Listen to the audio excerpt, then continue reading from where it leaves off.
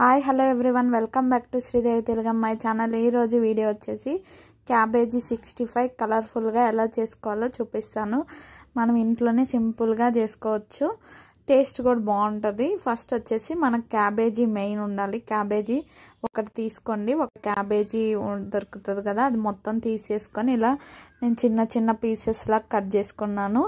ఒక పీస్ ఒక అమ్ముతారు కదా బయట మార్కెట్లో, అలాంటిది స్మాల్ సైజ్ క్యాబేజీ పీస్ తీసుకొని దాంట్లో తగినంత సాల్ట్ వేసుకుంటున్నాను. నెక్స్ట్ పసుపు 1 స్పూన్ వేసుకున్నాను, జీలకర్ర పొడి 1 స్పూన్ వేసుకున్నాను, కారం 2 స్పూన్స్ వేసుకున్నాను, ఎందుకంటే కొంచెం స్పైసీగా ఉంటే బాగుంటుంది కాబట్టి. నెక్స్ట్ వచ్చేసి గరం మసాలా 1 స్పూను, మిరియాల పొడి 1 స్పూను, అన్నీ మీ స్పైసీకి తగ్గట్టు వేసుకోండి. అల్లం వెల్లుల్లి పేస్ట్ వచ్చేసి 1 స్పూన్ వేసుకున్నాను. టమాటా కెచప్ వేసుకున్నాను 1 స్పూన్, 2 స్పూన్స్ వేసుకోండి టమాటా కెచప్, ఎందుకంటే టేస్ట్ బాగుంటుంది, పిల్లలకు కూడా ఇష్టంగా తింటారు. నెక్స్ట్ వచ్చేసి సోయా సాస్ కూడా 1 స్పూన్ వేసుకోండి, టేస్ట్ బాగుంటుంది, తీయగా అలా తగిలితే. చిల్లీ సాస్, ఇది రెడ్ చిల్లీ సాసు. నెక్స్ట్ వచ్చేసి గ్రీన్ చిల్లీ సాస్ ఉంటుంది కదా, అది కూడా వేసాను. సాసెస్ అన్నీ ఒక్కొక్క స్పూన్ వేసుకున్నాను. మీకు కావాల్సిన అజిటో, అది టేస్టింగ్ సాల్ట్ కూడా ఉంటుంది కదా, అది కూడా వేసుకోవచ్చు. వేసుకొని అన్నీ బాగా మిక్స్ చేసుకోవాలి. మీకు స్పైసీస్ ఇంకా ఎక్కువ కావాలంటే కారం అలాంటి మసాలాలన్నీ కొంచెం ఎక్కువ వేసుకోండి.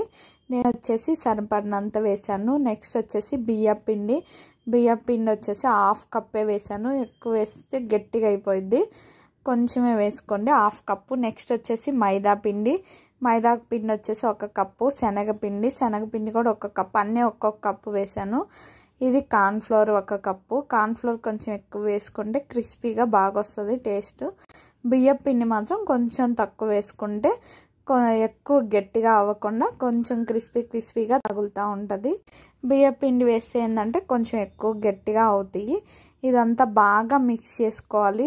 క్యాబేజీలో నుంచి వాటర్ కూడా వచ్చేస్తుంది, చూసుకొని మీరు మిక్స్ చేసుకుంటూ ఉండాలి. కొన్ని క్యాబేజీలో వాటర్ కంటెంట్ ఎక్కువ ఉంటాయి.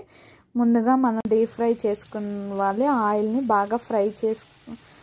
బాగా కాగనివ్వాలి. ఆయిల్ని కాగినాక మనం ముందుగా మిక్స్ చేసుకున్న క్యాబేజీ మిశ్రమాన్ని వేసి బాగా ఆయిల్లో ఫ్రై చేసుకోవాలి. కలర్ఫుల్గా అంటే వైట్గా రెడ్గా అలా చేసుకోవచ్చు. మనకి ఇంకా అసలు క్యాబేజీనే కనిపించకుండా ఉండాలి అంటే కొంచెం పిండి ఇంకొక కప్పు ఎగస్ట్రా వేసుకున్నారనుకో, పిండి ఇంకా కనిపించదు, మొత్తం బజ్జీల పిండిలాగా అయిపోయింది. ఇలా ఉల్లిపాయ పకోడీ చేసుకుంటాం కదా, సేమ్ అలా ప్రాసెస్. క్యాబేజీ అన్నీ తగులుతూ ఉంటే టేస్ట్ బాగుంటుంది. నెక్స్ట్ వచ్చేసి గ్రీన్ చిల్లీ, కరివేపాకు, మీ దగ్గర జీడిపప్పు ఉంటే జీడిపప్పు, మీ ఇష్టం, మీకు ఇంకేం కావాలో అన్నీ ఫ్రై చేసుకొని వేసుకోవటమే.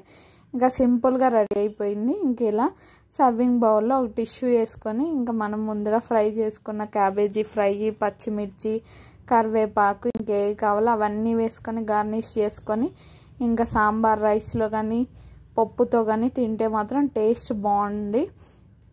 మీకు సాల్ట్ అవి చూసుకొని వేసుకోండి.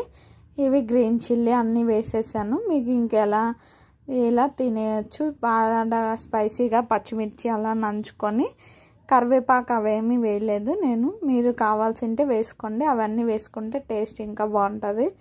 ఇది క్యాబేజీ రెసిపీ. మీకు ఎలా అనిపించిందో కామెంట్ చేయండి. నచ్చితే like, share, subscribe, friends and family members share చేయండి.